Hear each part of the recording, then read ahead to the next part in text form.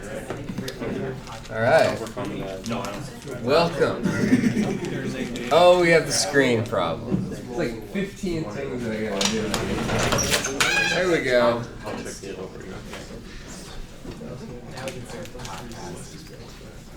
How are we doing with that? Good?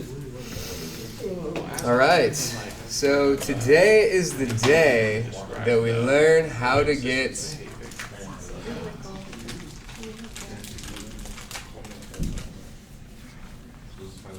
Are we ready? All right. So today is the day that we get to finally write state equations for our linear graph models. Okay?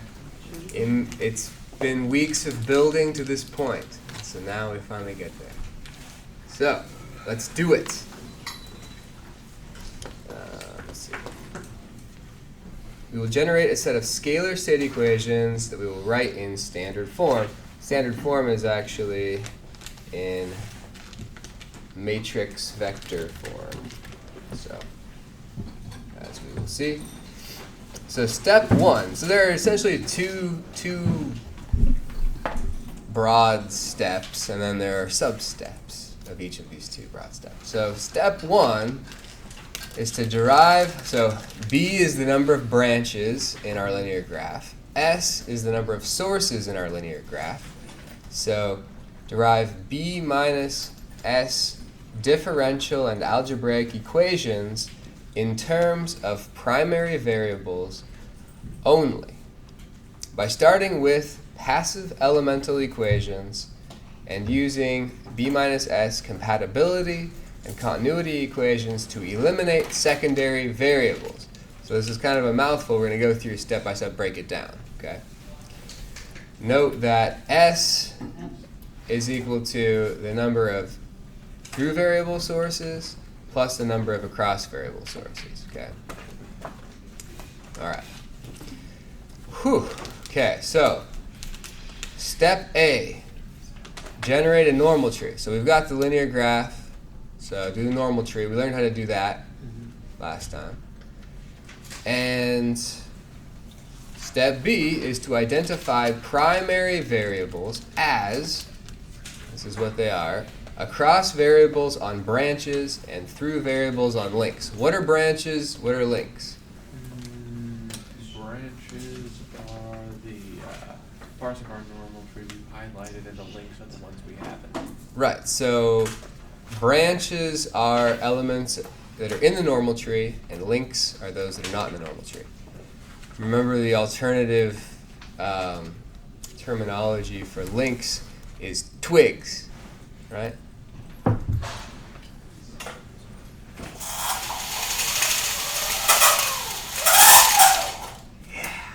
thought you started sharpening a pencil or something. Yeah. My stylus doesn't need sharpened. All right. So, primary variables are across variables on branches and through variables on links. Easy enough. Just have to remember that that's the case. Identify secondary variables as just the opposite. Through variables on branches and across variables on links. Okay? So, those are the first two identifications we make. The third identification is that the system order n is the number of independent energy storage elements, which is also the number of A types in the normal tree plus the number of T types not in the normal tree. Okay? So, make sure I get my notes out so I don't forget to tell you things. All right. So, easy enough. Then, select state variables to be across variables of A types in the normal tree and through variables of T types not in the normal tree. Okay? So, state variables have to be a subset of which of the primary or secondary variables?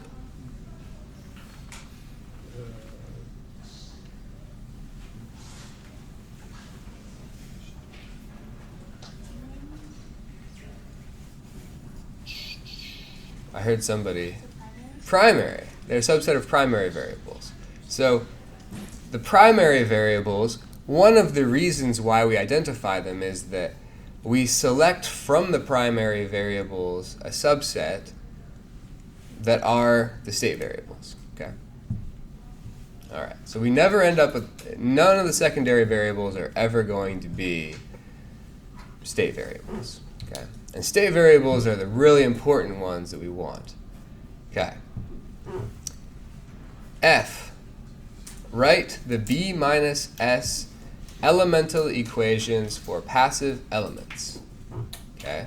So passive elements are those that are not sources, right? So resistors, capacitors, inductors, masses, springs, dampers, rotational inertias, rotational springs, rotational dampers, and I think that's all we've talked about so far.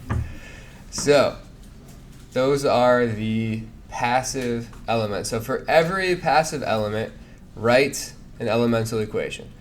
There end up being B minus S of those, right? Because there are B minus S passive branches. So for each branch, write an elemental equation.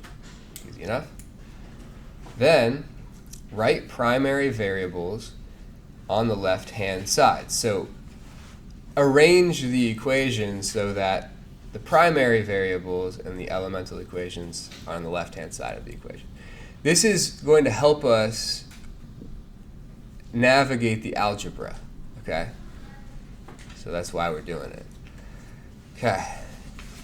Then write n minus 1 minus the number of across variable sources, independent continuity equations involving only one secondary through variable each. Okay? So there's going to be, we're going to identify a little bit of a shortcut on this as we go through. We aren't going to have to, we're going to have to kind of guess which these are. These become very apparent which variables, or which continuity equations we need to write. Do this by, so here's the method that we will use, drawing contours, each of which intersects only one passive branch. Okay?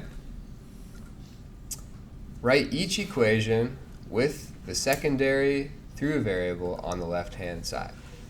So with these continuity equations, we write each one with the secondary through variable on the left-hand side. This is also, why are we doing this? It's going to help us navigate the algebra in a moment. It's not arbitrary, it's because we're going to want to eliminate these secondary through variables in a moment. And in order to eliminate them, if we have an equation, a continuity equation that's solved for it already, we can just insert that into another equation and eliminate that variable. So that's why we're preparing to do that. Okay. H, write B minus n plus 1 minus the number of three variable sources, independent compatibility equations. What was n again? It's from the last set of notes. Number of nodes, right? Yeah. Number of nodes. So b minus n plus 1 minus the number of three variable sources, independent compatibility equations involving only one secondary across variable each. Okay? So that statement is a very sort of broad statement, sort of like the first sentence of G. However, we're going to make it a little bit more concrete in the next sentence. Do this by making loops, by replacing passive element links. So remember, things that aren't in the normal tree are the links. So replacing those links into the tree. So we know the way that we built our normal tree, if we add any of the links in, it's going to create a loop with the normal tree, right? So each link we place into the normal tree will create a loop. We're going to write a compatibility equation, a loop equation, for each loop. So put in each link and see the loop, write that equation for the loop. Okay?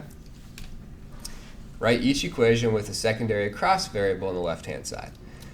Once again, we're getting prepared to eliminate the secondary across variable, so we solve for it. in that equation in order to insert it into one of our other equations and eliminate it. Okay? All right. So notice that we've written elemental equations, continuity equations, and compatibility equations. Does this sound familiar? It should, because we've been doing that. I mean, that was what we did to solve our electronic systems before, right? We wrote elemental equations, and then we wrote continuity equations, which were KCL equations, and then we wrote compatibility equations, which were KVL equations. So we're doing the same thing, but we are a little bit more methodical in the way that we're going about it so that we don't have to wander our way through the algebra. Okay? All right.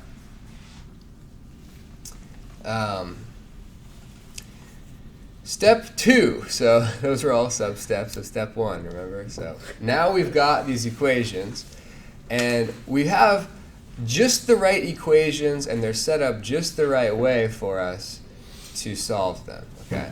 So step 2 is to algebraically manipulate this set of algebraic differential equations. So which of these equations are the differential equations? So we've got elemental, continuity, and compatibility equations. Which ones are differential equations? The elemental equations would have differential components in them. Yeah, so for all of the elemental equations that describe energy storage elements, A or T type, those are going to be differential equations. All of the elemental equations that describe D type are going to be algebraic, right? As will all of the continuity and compatibility equations. Those are always algebraic. Okay, so we've got this set of algebraic differential equations. We want to algebraically manipulate them such that all variables remaining are either state variables or input variables. Just like before, once again. But now the following procedure can get you there in a much more direct route than going through and just hoping. Well, we were doing systems at most second order, right? You can imagine when you get up to fourth, fifth, sixth order, it becomes a real mess to wander through the algebra. There is also a linear algebraic way of going through this, which is very general and will work every time. I haven't decided if I'm going to teach you guys that or not. I don't think I'm going to. It's in the book, though, and I recommend checking out that section. It's at the end of chapter 5, I believe. Okay, so here's the procedure through which we will eliminate the variables that are not state variables and they're not input variables. Okay?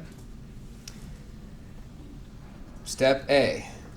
Use the continuity and compatibility equations to eliminate all secondary variables from the elemental equations. Which is super easy, right? Because we have solved all of these continuity and compatibility equations for secondary through variables and across variables. So they just need to be inserted directly into the elemental equations to eliminate all of those. Bam, that's done. Okay? Step B, reduce the resulting set of B minus S equations in primary variables to, so there are only variables that are left. We got rid of all secondary variables in that first step, right? All of them are gone. Now all we have left are primary variables, okay? So remember, primary variables are what we want, but we don't really want a subset of those. We want the state variables, right? So we're getting close. We just eliminated half of the variables that we don't want, but now we need to get rid of some more. All right. Reduce the resulting ones in the primary variables to n differential equations in the n state variables and s source variables. So you're going to have to eliminate the remaining primary variables that are not state variables, okay? And then finally, write the resulting scalar state equations in the standard vector form, okay, which is the dx dt equals ax plus bu, right? That's the standard form, and that's what we're gonna go for. So now we have learned the recipe, right? This is a recipe. And as I have told you before, a computer can do this. You are learning how to do it. It's good to learn how to do it. It's good to learn, so a computer can do anything you can write as an algorithm, right? This is an algorithm. So computers can do this. I have taught a computer to do this. It is important to understand the algorithm and to be able to execute the algorithm. And we're going to learn how to do that in this class.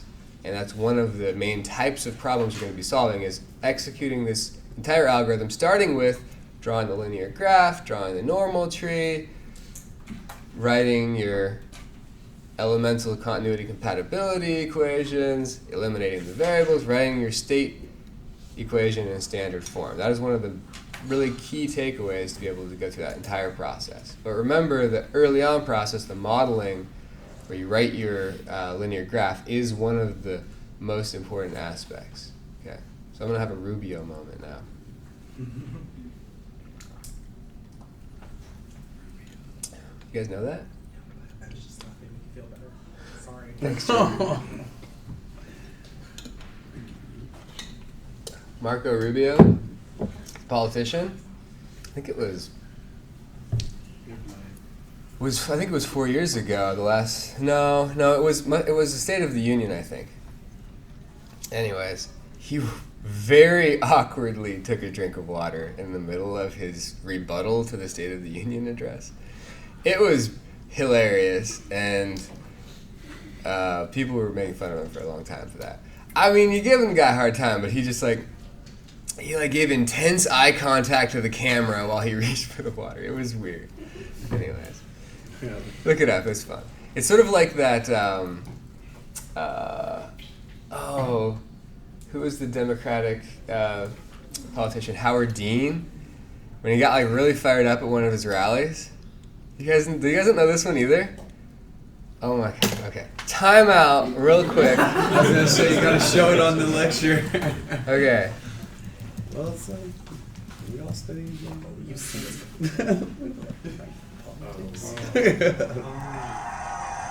Oh yeah, I've seen this. Oh, this is great. Dave Chappelle. Well, you guys, This is hilarious. you have already got the picture here. I was about to say, I'm sure there's some disappointed people here. You know what? You know something? If you had told us 1 year ago that we were going to come in third in Iowa, we would have given anything for that. And you know something?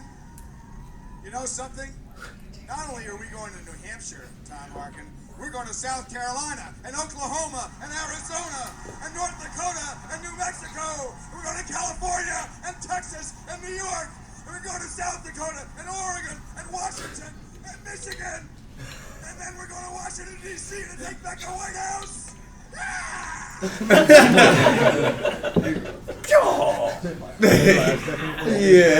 He's like, I'm gonna chop that motherfucker in half. Like, go.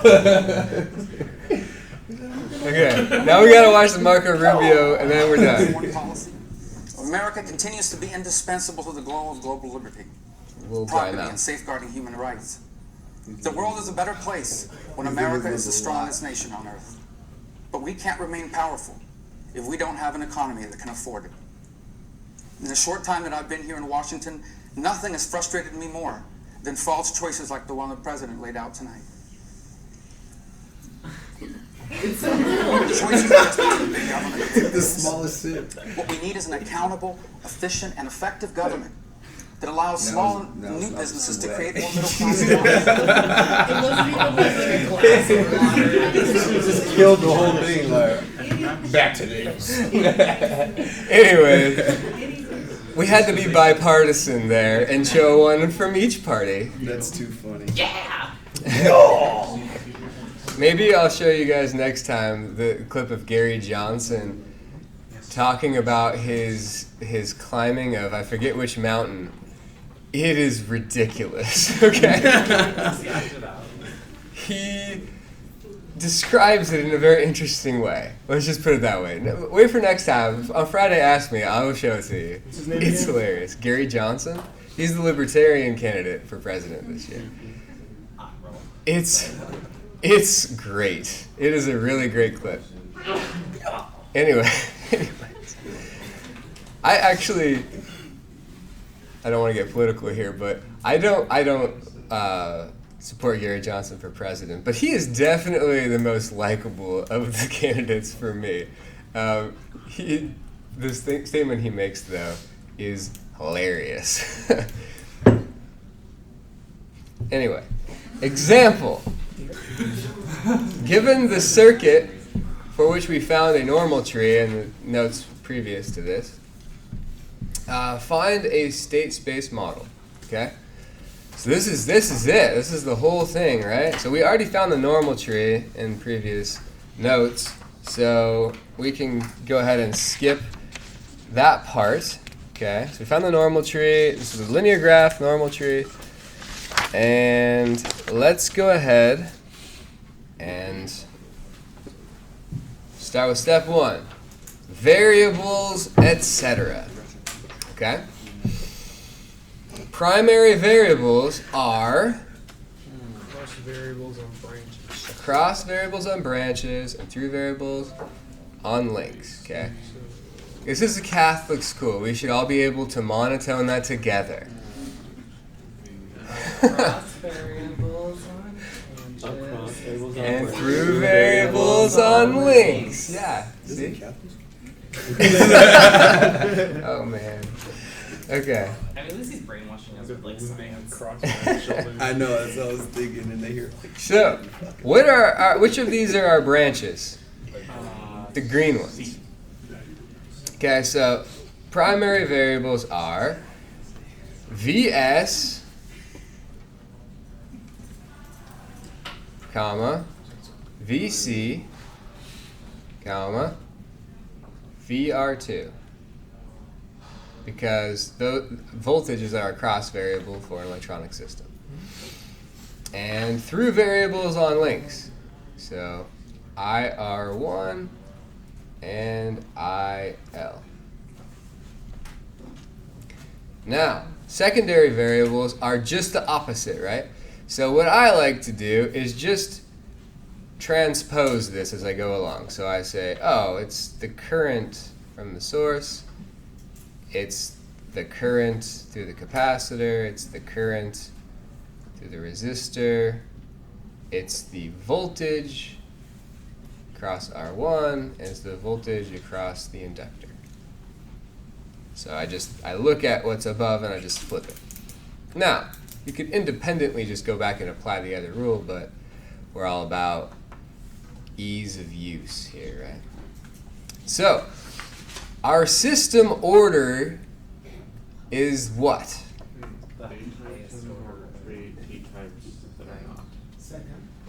So, it's the number of A-type energy storage elements in the normal tree. So there's one of those, the capacitor.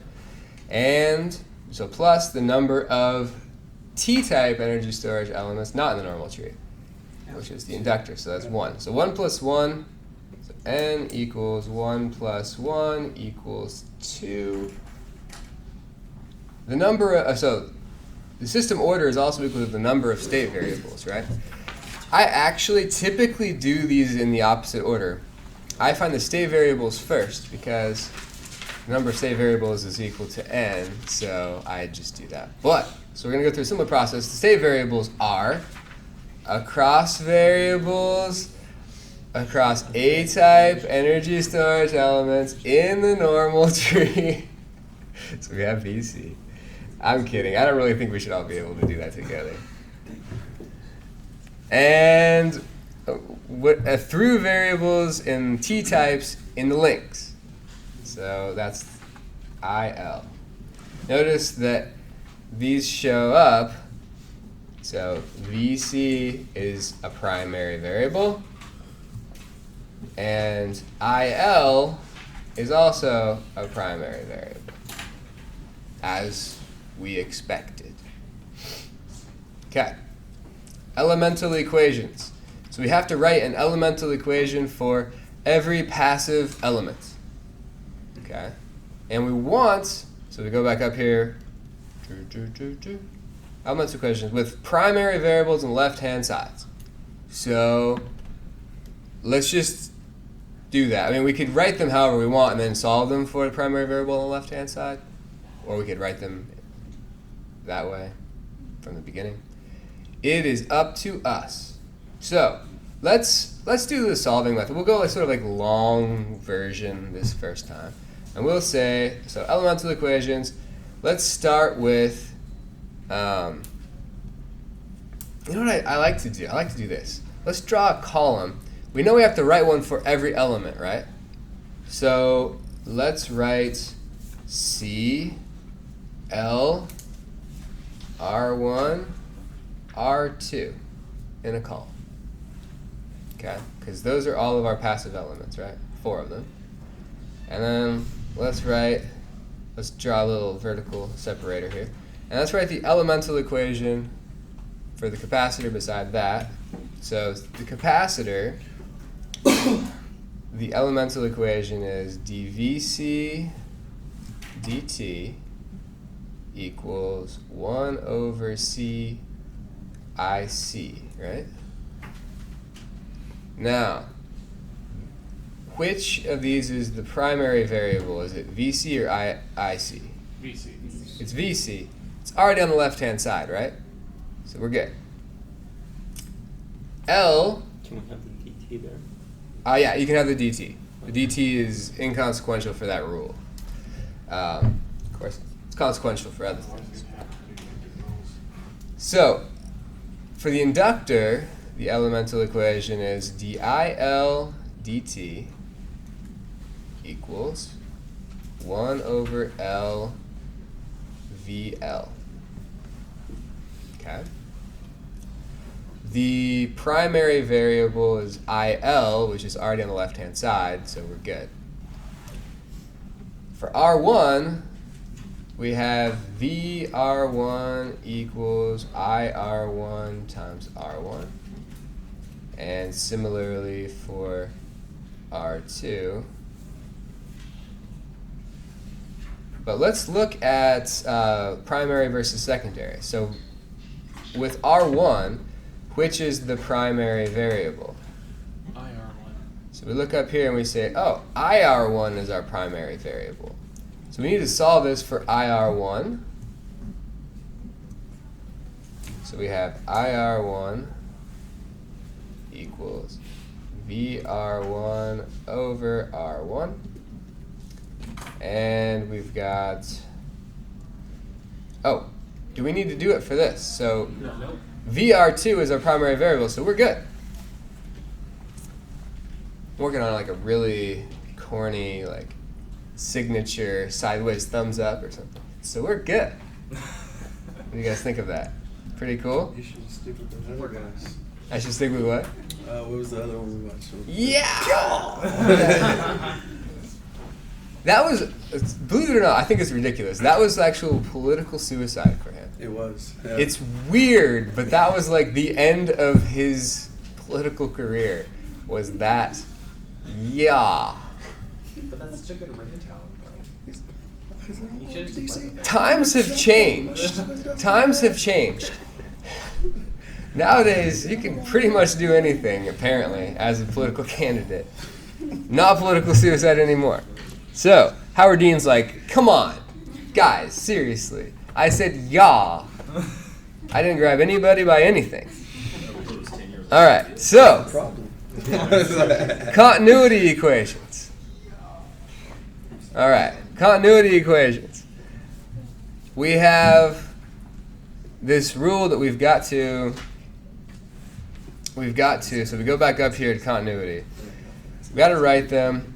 We need to do this by drawing contours, each of which intersects only one passive branch. So, let's go back to our linear graph here. Sometimes what I'll do is I'll kind of copy this down or redraw it, so we can write them and see it at the same time. I want you guys to be able to sort of see what we're doing here. I know, but you guys can flip back and forth. I can't flip back and forth as easily as you guys can. So, all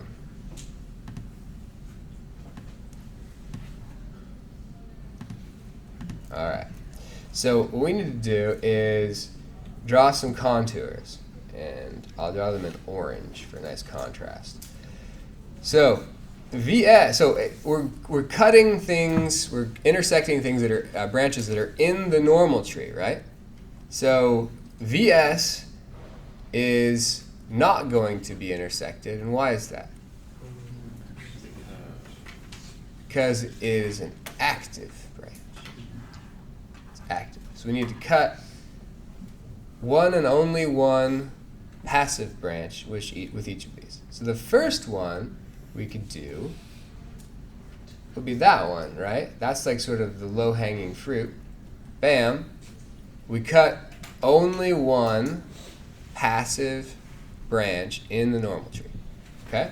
So we write the continuity equation associated with that, which is that, so you add up all of the currents going in, right, into that contour. So IR2 plus or minus IL? Minus IL equals 0. And we want to solve that for the secondary variable, okay? There's only, the beauty of this is there will always only be one secondary variable, because that secondary variable will be associated with the through variable on the passive branch that we're intersecting. So it always works that way, all right? So that is going to be, IR2 is the secondary variable. So let's go back up here and see. IR2 is a secondary variable. That's what we're solving for on the left-hand side. So IR2 equals IL. Okay? Now we have to draw another one. And the second one, we can't just take this node, can we? We could take that node if it could intersect two passive branches in the normal tree, but this is against our rules, right? We can't intersect two. We have to only intersect one. So this contour is fine, because it only intersects one. Yeah. So that's pretty sweet. Now we could also have drawn it this way as well, or on this side.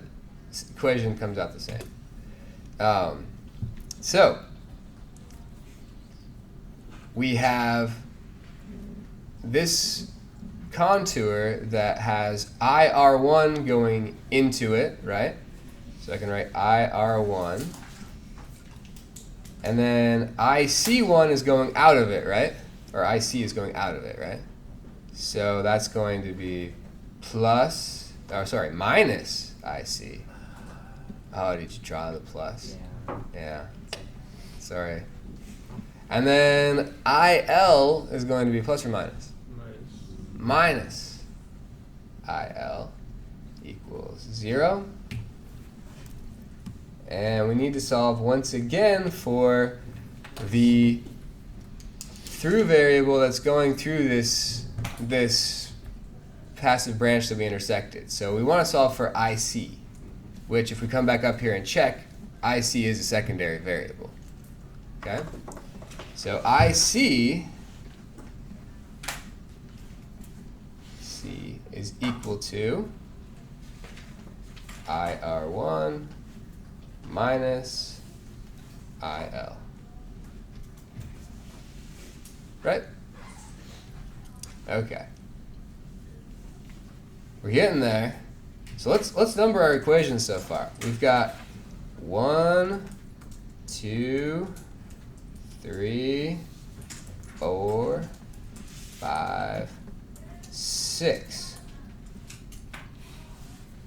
Okay, compatibility equations. We're going to end up with 2 more of these. How do I know that we're going to end up with 2 of these, besides that I have notes? But I didn't even look at my notes, and I told you that. The two Nodes. The order, system orders. No, it's not because it's just, that's an accident that system orders too. It's because in order to develop these compatibility equations, we take each link, each element that's not in the normal tree, and we place it into the normal tree to create a loop around which we write the compatibility equation. Oh, and there's 2 links. And there are 2 links. So we're going to end up with 2. Okay? So let's do the link with R1 first. So let's put R1 in, and we get that.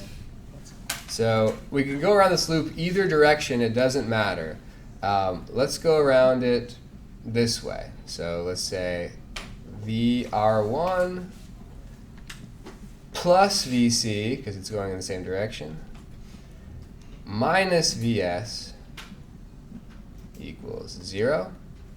We want to solve for what always ends up being the across variable on that link that we replaced. So it's also the only secondary variable in this. It is VR1 right here. So we solve this for VR1.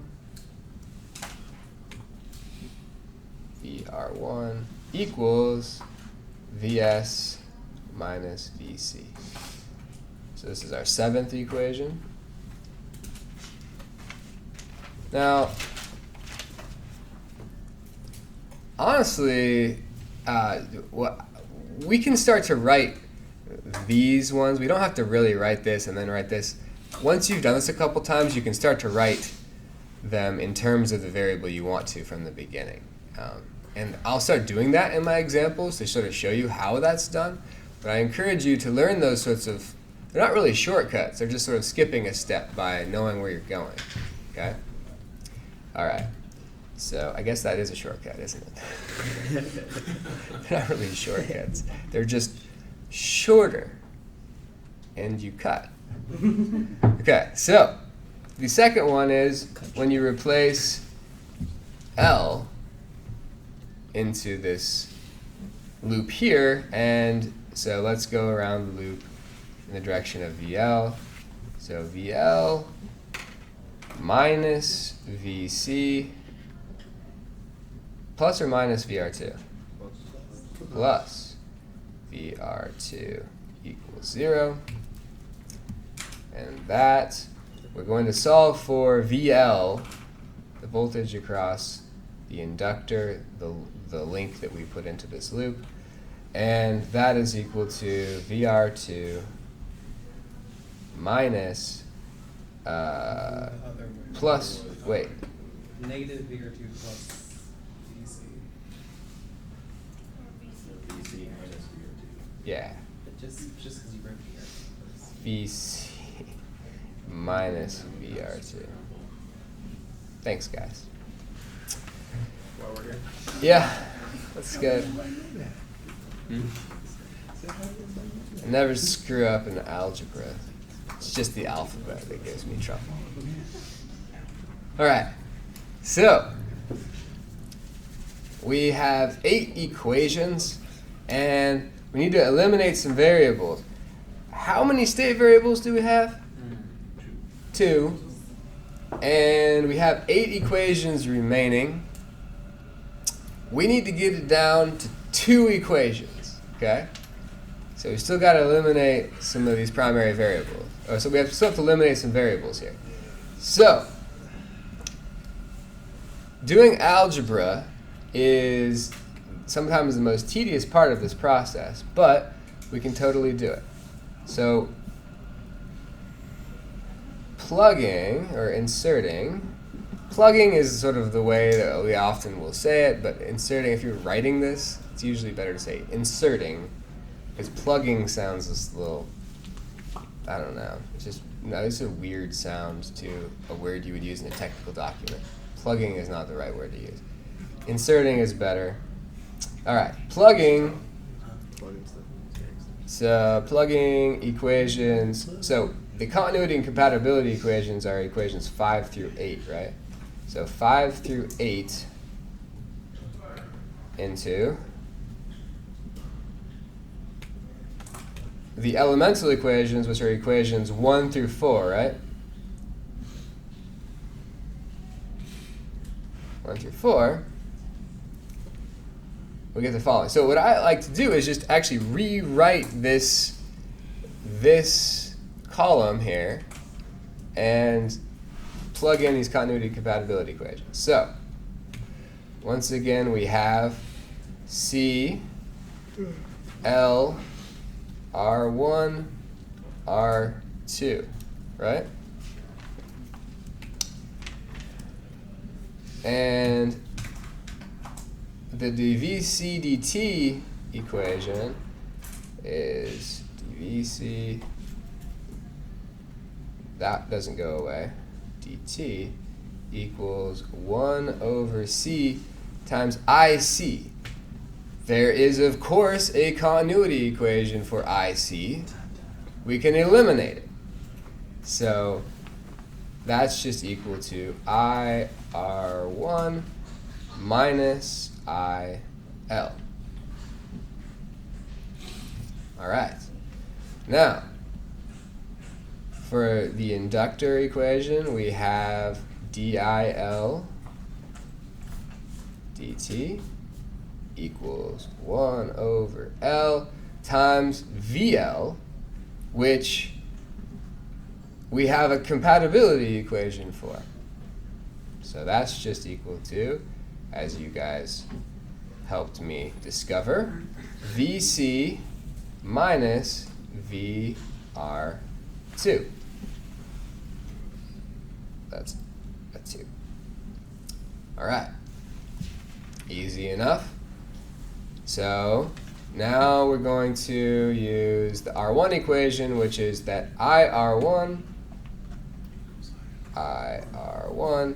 equals VR1 over R1.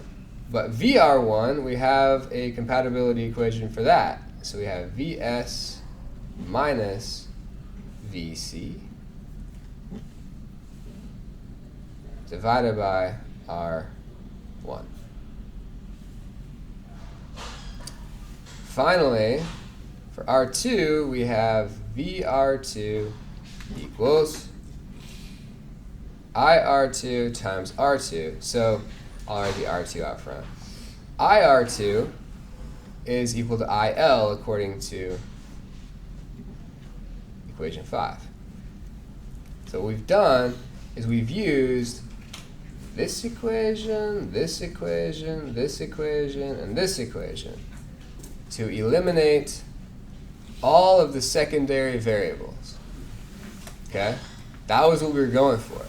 We want to get rid of all the secondary variables. So what we did is just wipe out all these guys. These guys are all gone now.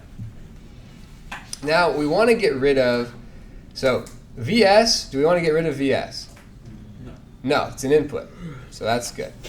Do we want to get rid of VC? No, it's a state variable. VR2? Need to get rid of it. IR1? Yeah, we want to get rid of that. IL?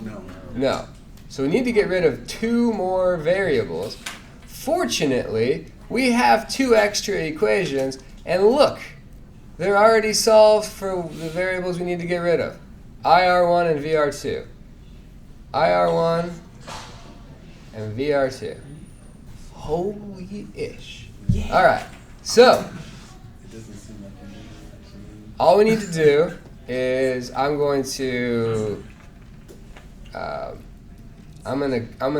name these 1 prime, 2 prime, 3 prime, and 4 prime.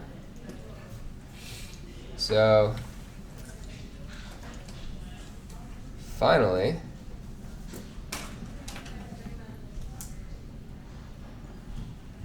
plug 3 prime and 4 prime into 1 prime and 2 prime.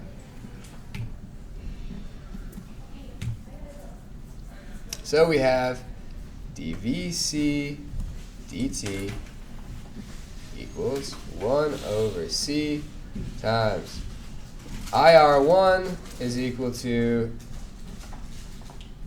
this expression, right?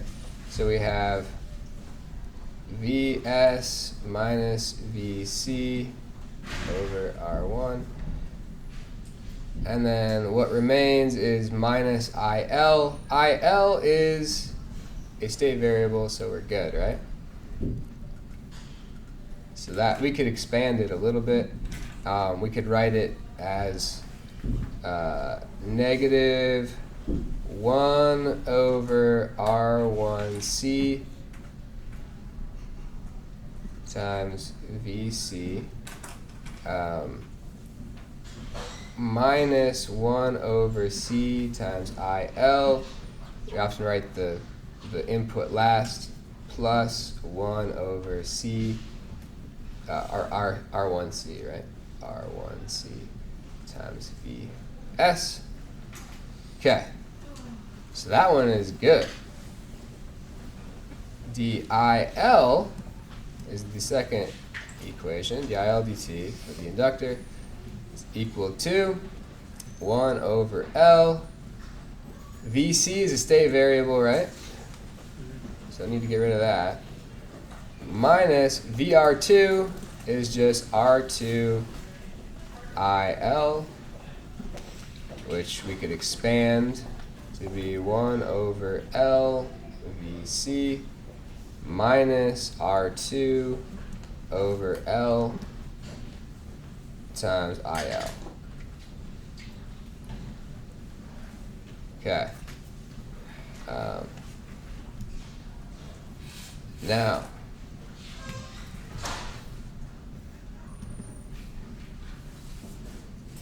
we should write this in standard form. In standard form. But because we looked at Howard Dean, we didn't get there. But we're okay with that. All right. Well, we're done. So congratulations, us. Pretty awesome, right? All right.